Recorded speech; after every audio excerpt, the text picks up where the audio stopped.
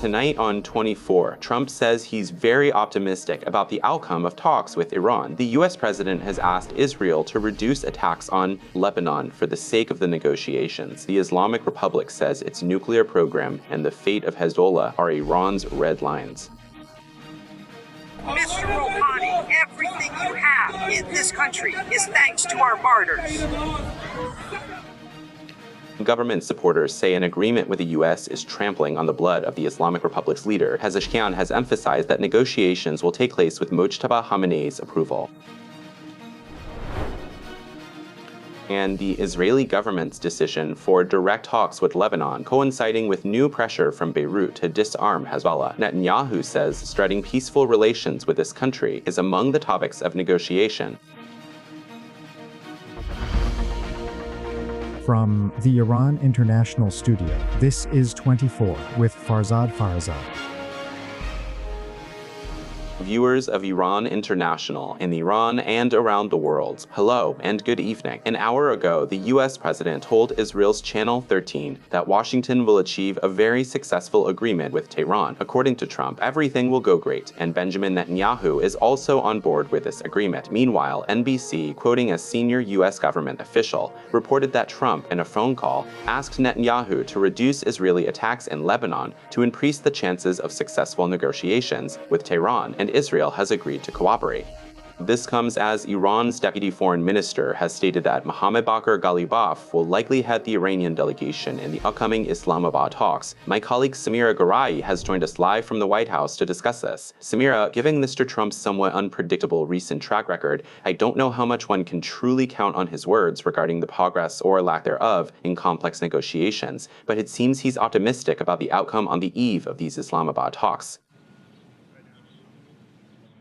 It's really not clear what Mr. Trump expects. What's clear for tomorrow is that the Islamabad talks are going to happen, no matter what. We're seeing the pressure he put on Netanyahu this morning. He had a phone call with Netanyahu regarding Lebanon, the tension that arose yesterday.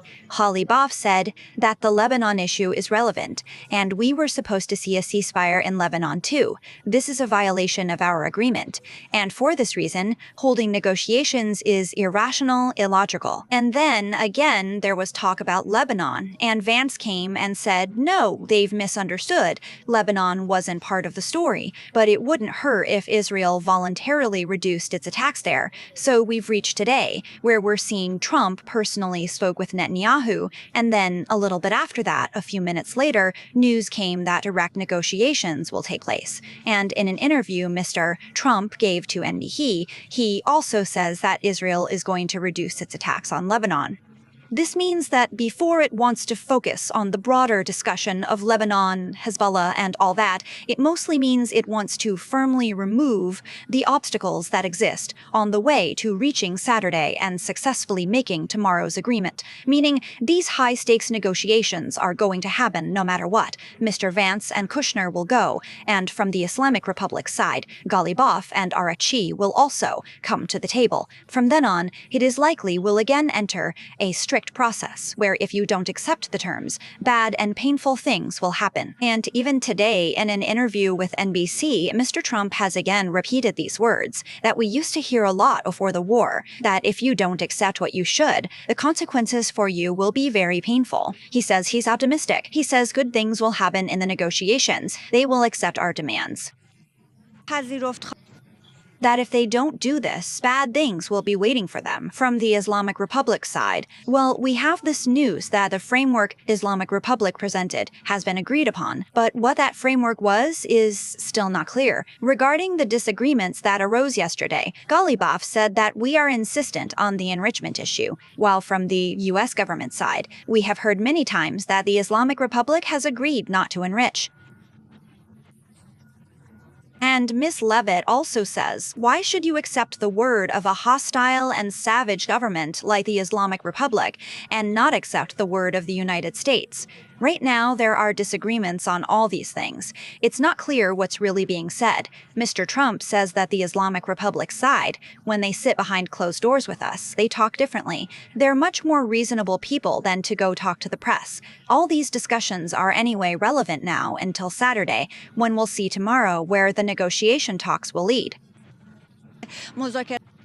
I also mentioned the situation in Lebanon. Regarding the Strait of Hormuz issue, it was Mr. Trump's explicit condition that the waterway must be opened entirely without restrictions, meaning without any tolls, and taking effect immediately. This crucial detail hasn't been fully reported yet. Furthermore, concerning that usual maritime route, it hasn't been widely reported that every single tanker wanting to pass is currently utilizing that route. There's another route that the Islamic Republic is guiding tankers through, and it's also said that some of those tankers were paid for in cryptocurrency. Out of the 11 tankers that were announced yesterday to have passed, 4 of them belonged to the Islamic Republic itself, meaning they passed under the flag of the Islamic Republic. So the Strait of Hormuz issue, that fundamental condition Mr. Trump said, it still hasn't been met. But despite all this, we will go into Saturday, and negotiations will happen because Mr. Trump is willing.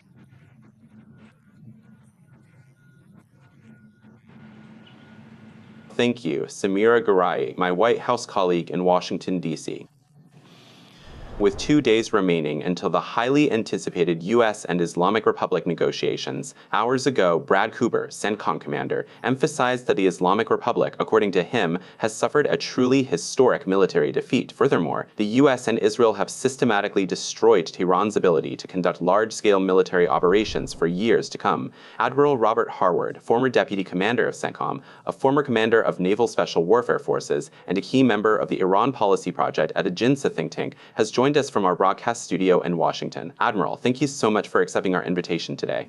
After the previous 12-day war, the Iranian delegation explicitly told the Americans during their negotiations, what you didn't achieve in war, you won't achieve in negotiation. Now that a significantly bigger war has taken place, do you think the political situation has fundamentally changed? Furthermore, do you sincerely believe the U.S. can achieve in Islamabad what it didn't achieve during the recent war?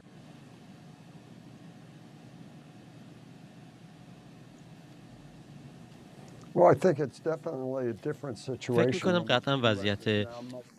I think it is definitely a completely different geopolitical situation today than in the past. The United States is much stronger now, and this recent rescue of 2 Iranian planes serves as yet another testament to the fact that U.S. military forces can effectively confront, and they actively did confront, Iranian forces near Isfahan. And well, President Trump has consistently shown that if he genuinely wants to accomplish something, he can swiftly do it. As a result, he has gained significantly more political boldness as he confidently goes into these critical negotiations. Let's not forget the immense historical context here. This represents the absolute highest level of direct dialogue between Iranians and Americans since the pivotal 1979 revolution, meaning the U.S. Vice President is personally meeting face-to-face to discuss matters with Iran's foreign minister. This has particular importance in itself, and it shows how much confidence they have now that they're entering these negotiations. A new weapon that, it seems, the Islamic Republic has acquired after the war is the Strait of Hormuz, something it at least verbally mentioned before the war, but had never operationally used. How much do you think this complicates the equation, both at the negotiation table and for a potential next confrontation?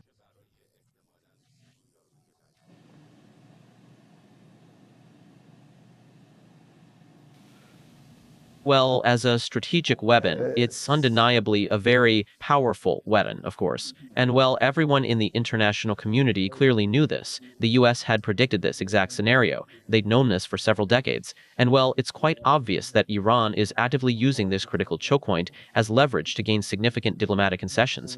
But well, ultimately, this is an entirely unacceptable condition, not just for the US, but for all Western countries that rely heavily on the unhindered flow of goods through this vital waterway for their economies. As a result, we're already seeing sharp price increases across global markets. So, while their recent action is undeniably unprecedented, it was ultimately quite predictable, given the escalating tensions. At the conclusion of these vital diplomatic negotiations, it really must be fully guaranteed that global trade and commercial shipping through this strategic strait will continue unimpeded. This specific condition is strictly non-negotiable from this U.S. administration's perspective, meaning the unimpeded flow of essential goods and free maritime shipping must securely continue through the Strait of Hormuz, and the Iranians undoubtedly know this too. Admiral, it seems there's a sea of distance between the demands of the American and Iranian sides. Even now, on the eve of negotiations, many are saying this ceasefire is very fragile. What's your assessment? How much chance do you think it has, or will confrontations resume in 2 weeks?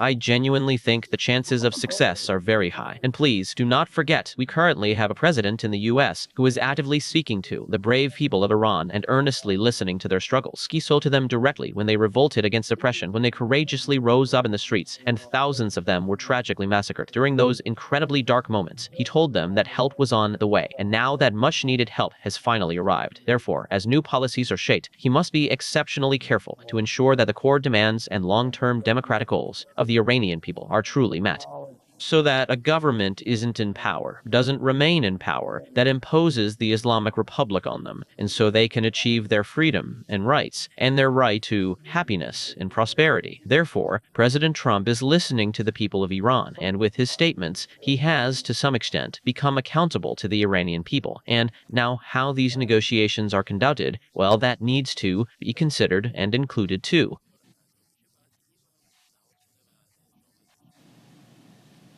But, speaking of that, there are quite a few growing doubts in Iran right now. On the one hand, many people see that the Islamic Republic has, at the very least, resisted economic and political pressure much more than what was initially predicted. Meanwhile, some of the US president's harsh remarks haven't really helped matters, especially for the proud nationalist forces in Iran, like, we are going to send Iran back to the Stone Age, or we are going to completely destroy a civilization. Well, those certainly aren't exactly pleasant words for everyday Iranians to hear. How much do you think this has complicated the situation? And really, right now, in the current circumstances, how much chance is there still for the protesters to try and overthrow the government as it weakens?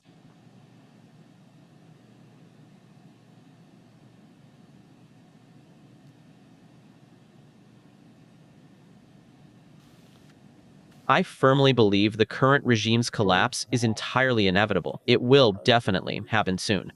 Regarding the specific comment President Trump made about civilization and destroying civilization, he clearly meant the Islamic Republic. He certainly didn't mean the ancient Persian Empire or the rich civilization of the Iranian people. Rather, he meant the oppressive Islamic revolution that came to power in 1979.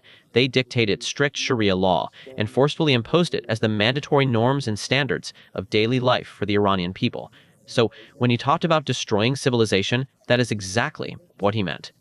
He wanted to permanently destroy the restrictive policies and goals that the Islamic Revolution had created in such a way that it could never be reestablished. In my opinion, that is exactly what he meant. I truly think he has the strong support of the Iranian people. The Iranian people have a profound, multi-thousand-year-old civilization, stretching from the Persian Empire onwards, stemming from the historic charter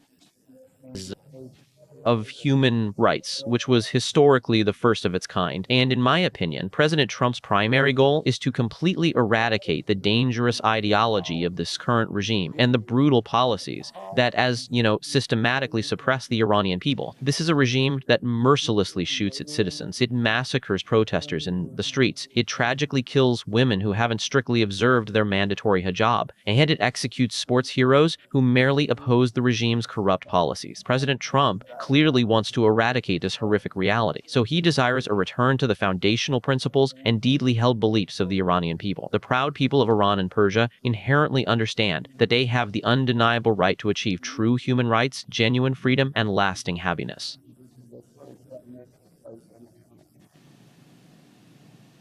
Admiral, it's perhaps unprecedented since World War II for a country to make a war cross-border in response to a military action like this. What the Islamic Republic did, it took the war to between 11 and some say 15 countries. If the Islamic Republic truly doesn't pay a meaningful price for this, and the story ends with an agreement, what longer-term consequences will that have?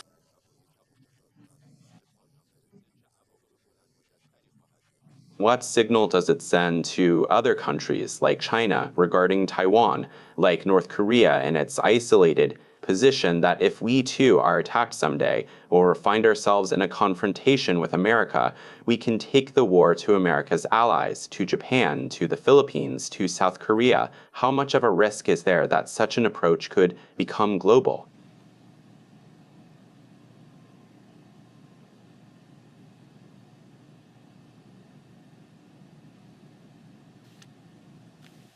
I genuinely believe you are bringing up a profoundly important point regarding global security. Many observers are intensely analyzing the Iran issue and the Islamic Republic right now. As you pointed out, they clearly see that Iran enjoys the formidable strategic support of both Russia and China. This shifting alliance has, in a very real way, expanded the traditional Cold War dynamic. On one side of this global chessboard, we see an increasingly unified coalition comprising China, Russia, North Korea, and Iran. Standing in direct opposition on the other side, we have democratic nations and Western countries striving to maintain order. This polarization becomes significantly more alarming when considering their escalating military capabilities. If they continue advancing an unchecked nuclear program and developing intercontinental ballistic missiles, the threat multiplies exponentially. We already see these dangers materialize, as Iran recently launched and Turkey.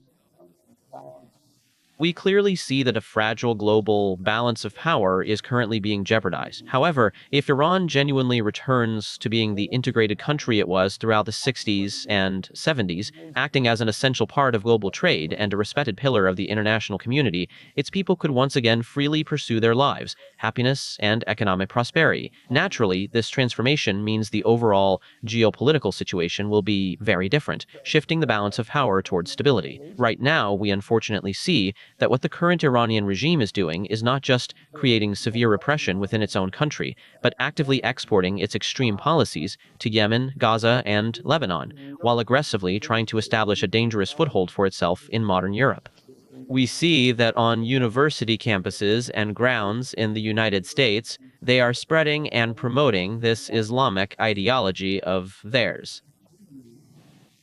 Therefore, we urgently need a government that completely abandons the Islamic Revolution and its destructive Islamist policies. The current situation clearly shows that Iran's regime has been a profound problem for the long term. Fundamentally changing this dynamic is a necessary condition for achieving lasting stability, security, and peace across the Middle East. Most importantly, this transition is vital for restoring the prosperity, economic growth, and overall well-being of the Iranian people. Those extensive financial and geopolitical assets they currently use to export global terrorism, fund proxy militias, and sow regional chaos will instead be systematically repurposed. Ultimately, these vast resources will be used to transform Iran back into the great nation it once was, and will be again in the future.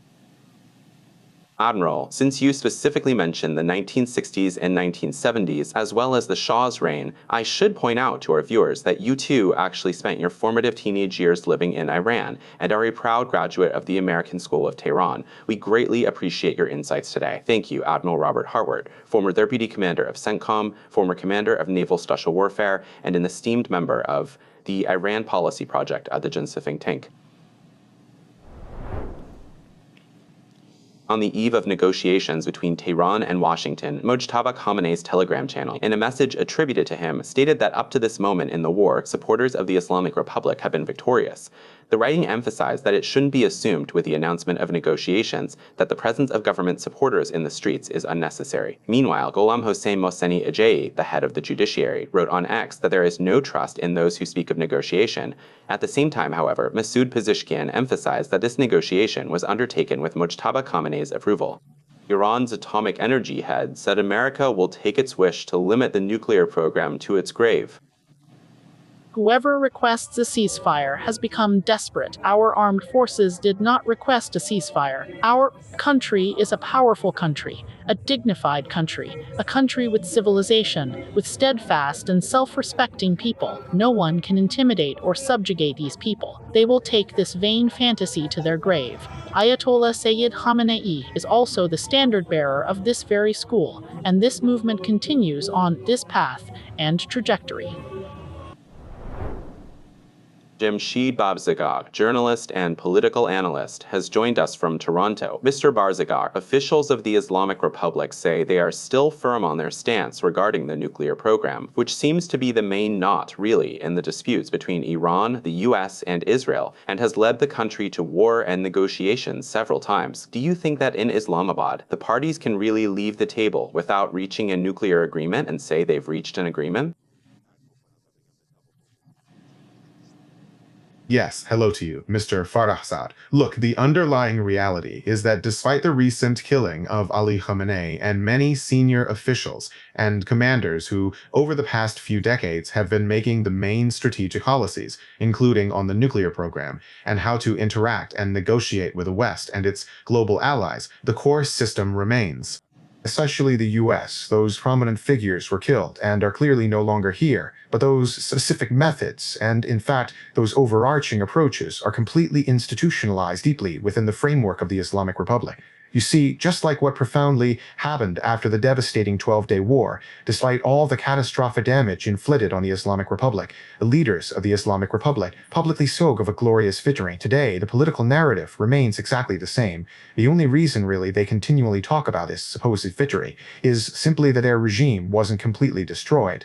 They stubbornly consider their mere survival against overwhelming odds as an absolute victory. Although on the other side of this conflict, as you rightly mentioned, both Mr. Trump, the U.S. Secretary of War, and the CENTCOM commander, directly referring to their recent strategic military achievements, confidently spoke of their great decisive victory over the Islamic Republic. The complex political situation that is currently prevailing is, in fact, a carefully calculated attempt to meticulously control and manage anxious public opinion inside Iran, meaning the Islamic Republic has reluctantly agreed to go to a diplomatic negotiation table, where the other side has already explicitly specified that it wants absolutely nothing less than the total surrender of the Islamic Republic, including in the area of uranium enrichment, which the US has said must be brought to zero, and that, in fact, over 400 kilograms of material, meaning uranium enriched up to 60%, must also be dismantled. These, and alongside them, the new issue that has now emerged is the opening of the Strait of Hormuz.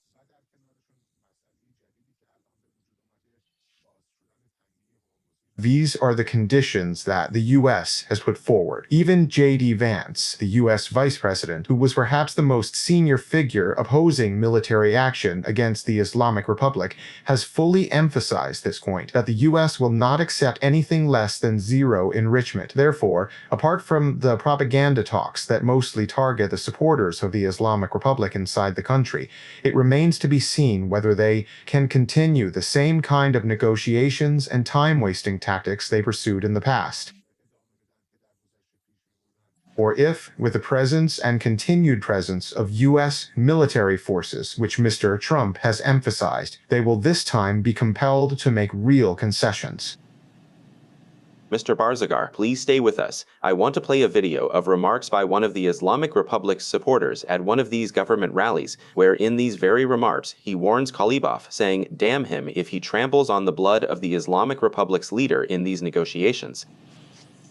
Today, confirmed news broke that Mr. Ghalibaf went for negotiations. Mr. Ghalibaf, everything you have in this country is thanks to the leader and the martyrs. You were a charity case dependent on our master. Damn you if you trample on his blood. Unfortunately, our live connection with Jamshid Barzagag was lost during this very audio broadcast. If we can reconnect, we will return to him later. In the meantime, Israel's Prime Minister has announced an official order to begin negotiations with Lebanon. Benjamin Netanyahu said these critical talks are focused on disarming Hezbollah and establishing peaceful relations between the two countries. Simultaneously, the Lebanese government, despite Hezbollah's ongoing protests, and just one day after heavy Israeli attacks, issued an order for a weapons monopoly for state institutions in Beirut. The European Union warned that Israel's continued heavy attacks on Hezbollah reduce the likelihood of a long-term ceasefire in the region. Ali Sadzadeh, a Middle East analyst, has joined us from Frankfurt. Mr. Sadzadeh, on one hand, the Israelis are in a relatively good position with a weakening of Hezbollah, with the government's relative, albeit indirect, support for their actions, because they also have their own problems with Hezbollah. But on the other hand, this ceasefire between Iran and the United States is helping Hezbollah, because it seems Washington is pressuring Israel to also reduce their attacks. For them to significantly reduce their ongoing attacks. And it's also heavily pressuring Israel not to launch a direct attack on Lebanon, because in fact, Israeli Prime Minister Benjamin Netanyahu firmly refuses to accept that a complex issue of Lebanon should be included as part of the critical negotiations that will probably take place in Islamabad at the end of the week, whereas the Islamic Republic remains entirely adamant, strongly insisting that these regional issues absolutely must be raised during the talks. Furthermore, Pakistan's Prime Minister has publicly stated that Lebanon is indeed part of these negotiations, implying the proposed ceasefire also encompasses Lebanese territory. However, Netanyahu still stubbornly rejects this framework, and America doesn't accept it either. But last night, Vance, who was traveling in Hungary at the time, said something quite interesting about the situation. He explicitly stated that American officials are trying to convince Prime Minister Netanyahu not to attack Lebanon, at least during the crucial period while we are actively discussing and negotiating sensitive matters in Islamabad.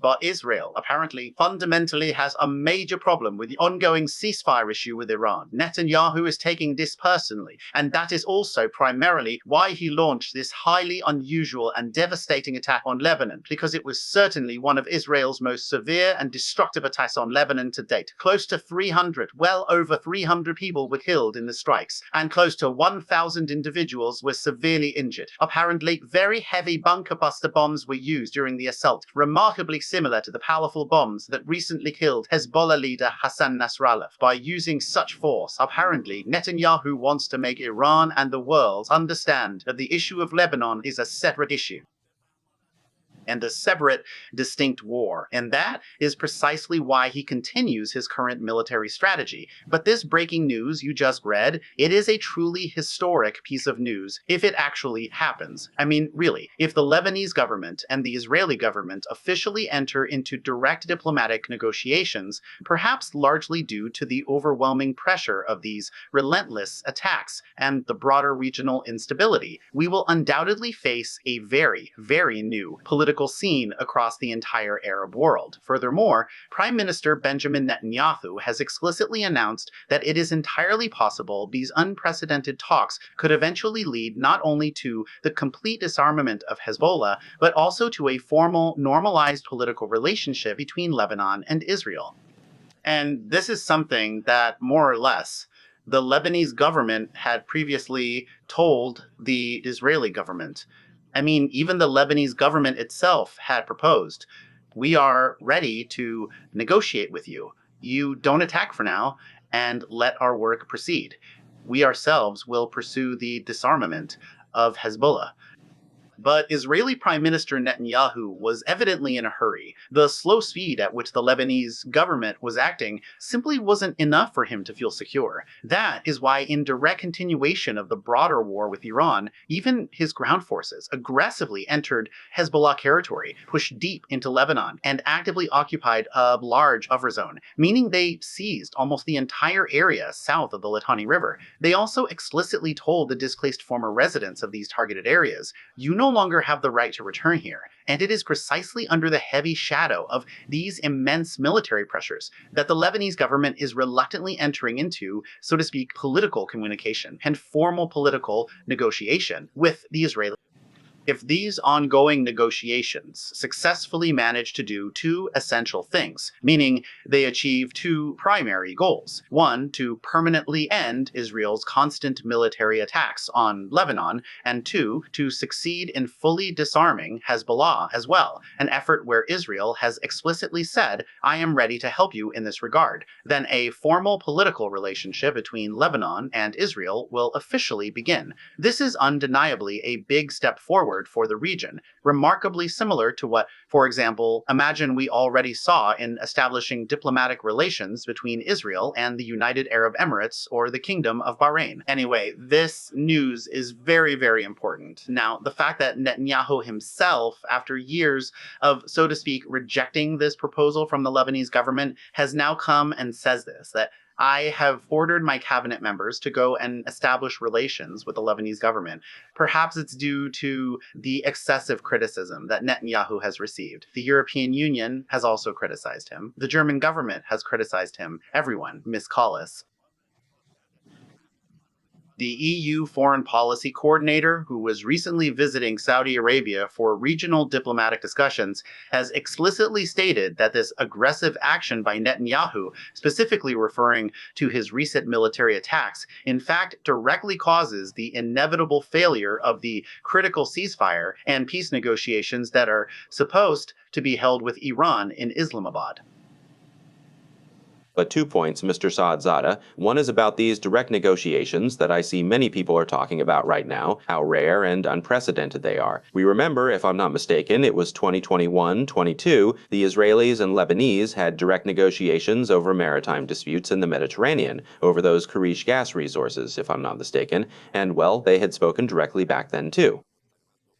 You compared Lebanon to the United Arab Emirates, but you know, Lebanon has far more complexities. If Hezbollah isn't truly completely destroyed, how possible is it to normalize relations for a country like Lebanon, which has a history of confronting Israel multiple times? Even other countries in the region, like Syria and Saudi Arabia, who don't even have hostile relations, or Oman or Kuwait, haven't normalized and still aren't normalizing with Israel that easily, let alone Lebanon, which has so many complex issues with Israel. Currently, we have a recognized government in Lebanon, specifically a Christian-led administration under President Aoun, alongside our Prime Minister, Mr. Nawaf. Both of these prominent figures are strongly opposed to the overwhelming influence of Hezbollah. However, what you are saying is absolutely right. Hezbollah is deeply woven into the nation's fabric and cannot simply be eradicated or removed from Lebanese society. Instead, what is, so to speak, everyone's ultimate goal is to comprehensively disarm Hezbollah. The shared objective is to peacefully transition them, turning Hezbollah into a standard, unarmed political party exactly like the rest of Lebanon's regular political factions. And this vital goal isn't all that difficult. It's completely achievable if there's a well-structured plan. General Aoun, the resident of Lebanon, actually had developed a very precise and strategic plan to accomplish exactly this. But unfortunately, the severe Israeli military attacks prevented this promising plan from moving forward. He had a meticulous plan for how to safely disarm Hezbollah step by step, avoiding sudden conflict. In this crucial endeavor, Aoun also had the vast majority of mainstream Lebanese society firmly on his side. If Hezbollah officially becomes a standard political party functioning within Lebanon, the other diverse factions are in complete agreement with it. I mean, the Arab parties agree, the Christian parties agree, and even Amal agrees. And I imagine that Hezbollah will be forced to agree under certain conditions, too. Incidentally, the political and psychological conditions after Hezbollah's, so to speak, becoming in Lebanon are more favorable, despite these, so to speak, many disagreements that there have been with Lebanon compared to, say, in Kuwait, because Lebanon's political atmosphere is a special kind of atmosphere. It's a country that, in this situation, has a number of very influential Christians, influential Druze. Even the Amal party isn't as radical as the others. So one can imagine that close to a majority of Lebanese society would eagerly embrace the shift if that very important precondition takes place, meaning the complete disarmament of Hezbollah and its transition into a normal political party. The broader public will likely agree to establishing normalized ties. They desire this because it directly improves their struggling economy and daily lives. Because really, there is a whole different, far more pragmatic societal vibe in Lebanon, say compared to the rigid environment in Syria.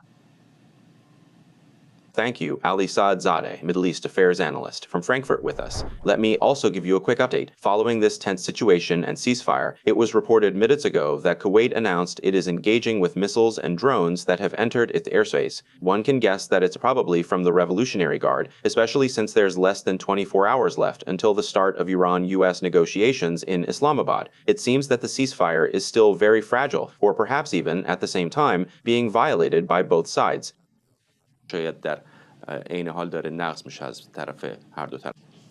Reuters says the NATO Secretary General has told member countries that Donald Trump wants specific commitments in the coming days to secure the Strait of Hormuz. An hour ago, Mark Rutte also announced in a meeting in Washington the British government's proposal to form an international coalition to establish shipping security in the region. کیر استارمر الان میگه که ما باید ائتلافی از کشورها رو فراهم کنیم که قادر باشه به صورت دست جمعی اطمینان حاصل کنه از رعایت اصل آزادی سفر و کشتیرانی در آبهای بین‌المللی. و خب این یعنی با آمریکا، به اتفاق آمریکا، بعد ببینیم که کی، کجا، چگونه این مأموریت رو پیاده کنیم. اما این به معنی حمایت عملی هم هست. کشور من هلند هم گفته که احتمالاً مینروب خواهد فرستاد، تکنولوژی رادار خواهد فرستاد، ناوچه خواهد فرستاد. بنابراین هر کشور اروپایی میتونه یک کاری بکنه برای اینکه کمک کرده باشه، برای اینکه مطمئن بشیم که تنگه هرمز باز میمونه. البته خب هنوز خیلی آزاده، فقط 2 روز، خیلی زوده، هنوز 2 روز گذشته از آتش بس. Meanwhile, the French government announced an hour ago it will participate in anti-drone defense by sending helicopters to the Middle East to counter threats from the Islamic Republic. This marks France's first military involvement against the Islamic Republic. Our correspondent, Niloufar Pour-Abrahim, is with us from Paris. Niloufar, the relationship between the Europeans, especially NATO allies, has been very complicated during this war with the United States. Now that the NATO Secretary General has also traveled to the US, we're seeing France's approach. How can we summarize the situation in this fragile ceasefire environment? We know Mr. Trump has a set of expectations for NATO and Europe. He has explicitly stated this in recent weeks and also expressed his dissatisfaction with, according to him, the inaction these countries have shown in this war. They haven't supported him. They haven't done anything. And now, as some media outlets, including Reuters, are also pointing out, in a meeting he had with Mr. Rutte, he specifically said that he expects European countries to play a role in guaranteeing shipping security in the Strait of Hormuz, and has, in a way, given an ultimatum to these countries to very quickly specify their type of participation. He's even, according to recent reports on Reuters, creating an explicit good and bad list of countries that actively helped him in this war and countries that didn't. This includes, like, for example, prominent allies such as Spain, Italy, or France, who didn't even allow the US to use some of, say, their sovereign airspace or some of their established military bases for the war effort. So in this highly strained situation, it certainly doesn't seem like these historically strong relationships will improve as quickly as before, perhaps. But despite this, European countries say they are entirely ready to take a series of proactive actions.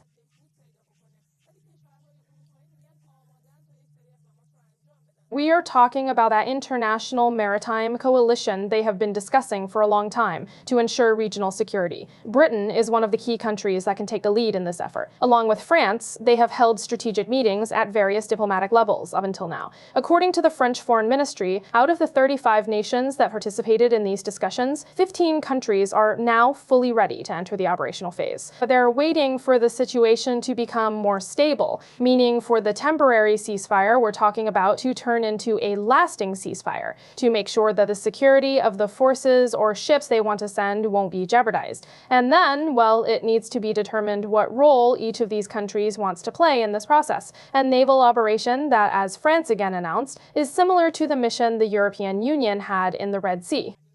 But there are still some issues. There's the matter of tolls, something the United States and the Islamic Republic have talked about for ships wanting to pass through, something that Europeans consider unacceptable and illegal, and probably can't discuss within the framework of this coalition. And another point is talking with the Islamic Republic for this very coalition they want to form, because the passage of any ship through the Strait of Hormuz somehow needs to be coordinated with the Islamic Republic, and there are still many, many questions remaining about these issues. And that's why it's unclear if these NATO member countries, which Mr. Rudin now says some of them are willing to participate in this operation too, can maintain their relationships with the United States as before or not. Thank you to our reporter, Niloufer Pour Ibrahim, joining us from Paris. Farzin Nadimi, a senior defense and security fellow at the Washington Institute, joins us. Mr. Nadimi, fundamentally, how much of a military solution exists for opening the Strait of Hormuz? We are not talking about Somali pirates here. We're dealing with an established government, a nation that has a very close proximity to this critically important waterway. And if it truly wants to, if it sets its mind to it, as it has clearly shown during this war, it can easily make this vital route entirely insecure. Is there really a viable military solution that NATO, European allies, or even the region's Persian Gulf countries can implement to keep this essential waterway safely open during a major conflict with the Islamic Republic? While making it insecure, it can go beyond that and completely take control of this waterway, simply for geographical reasons, because all the northern coasts are in Iran's hands, the islands belong to Iran, and naturally, through these actions, it can have control over the Strait of Hormuz. Although those international corridors were originally located Omani waters, now we see that they very easily came and unilaterally defined alternative corridors in Iranian waters, specifically north and south of Larag Island. They created a highly insecure and dangerous zone, right in the area of the established international corridors in Omani waters, and actively spread rumors that this region might be mined, meaning this threat is enough to successfully deter commercial shipping companies from using those critical routes. But what the United States naturally expects is for European countries and allied nations that regularly use the Strait of Hormuz waterway to take decisive action, step up their naval presence, and help secure the freedom of global maritime navigation. Play a more significant role in taking full control of this crucial waterway, and naturally this expectation that America has is inherently a military expectation. And not just a basic military expectation, but a military expectation that can, if strictly necessary, decisively use direct military power, which I do not think European countries would ever willingly see themselves involved in such a volatile situation. However, the United States can easily do this alone. CENTCOM has for many years prepared very detailed, comprehensive operational plans to successfully take control of the Strait of Hormuz waterway, and it regularly updates them, and they have certainly also provided these finalized military plans to the US president. But it must be acknowledged that these are strategic plans that naturally carry significant geopolitical risks, and political decision makers, if they want to implement them, must actually be prepared to accept those severe risks too. The immense military capabilities that the US possesses can certainly allow it to move swiftly to seize strategic islands, and it can unquestionably move to seize vulnerable parts of Iran's coasts. But even though American military planners are operationally confident they can effectively execute this maneuver, in my opinion, it would be a devastatingly costly endeavor, both financially and politically. Furthermore, maintaining such isolated bridgeheads and holding precarious footholds on sovereign Iranian soil to preserve and continue direct control over the vital Strait of Hormuz, in my opinion, is simply not practical or sustainable in the long run. And they need to find a solution where Iran also plays a role, somehow. Naturally, preferably an Iran that is a democratic country, but with the current Islamic Republic, it seems a serious problem has arisen, because the Islamic Republic has only just realized how much it can use this Strait of Hormuz leverage. Mr. Nadimi, if you could say in 1 minute, I know the action the Islamic Republic took was unorthodox, unconventional. Many might describe it as a crazy move, but it seems it worked out. For them, didn't it? How much do you think the Islamic Republic, with the limited cards it had, managed to surprise the world? I don't think it was crazy at all. They very easily managed to gain control with the least cost, and they didn't even lay a single mine there. And we see how they are playing with the world and the world's economy. This, I think, they will continue this situation. In the message that the new leader of the Islamic government has also published, it's completely clear that he has re-emphasized the issue of the Strait of Hormuz. He said, wait for a miracle. Of course, he has shown a green garden door to the countries of the region. Meaning perhaps if you act on our requests, for example, close American bases on your soil, we might, for instance, give you an annual membership card so you can use the strait with less cost or no cost. They are probably willing to give these facilities to the countries in the region, but I don't think that under these circumstances, the Islamic government would want to abandon the leverage it has gained in the strait, despite the fact that it is in no way compatible with international laws. And I think if America wants to move towards opening the Strait of Hormuz,